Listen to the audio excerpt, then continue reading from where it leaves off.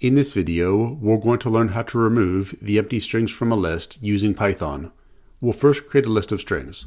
We'll have here strings is equal to, and we'll have portfolio, we'll have an empty string, and then courses, and then an empty string, followed by subscribe. Now to remove the empty strings from this list, we're going to use a list comprehension. So list comprehension is going to produce a new list using this list. We'll have here s for s in strings if s, and that's actually it. So this list comprehension is going to produce a new list, which we'll store here as new strings. And the way it works is kind of like a loop. So for each string in this list, which we'll call s, we're going to check to see if that string is an empty string. So the way strings work in Python is that if the string is empty, it's going to evaluate to false.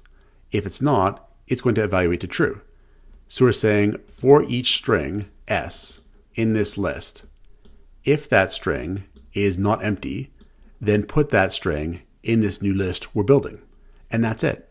So we can output new strings here with print new strings, and we'll save our program, and we'll try it out here, and we'll get our list with those empty strings removed. And that's it. So this is how we can remove the empty strings from a list using Python. Check out portfoliocourses.com, where we'll help you build a portfolio that will impress employers.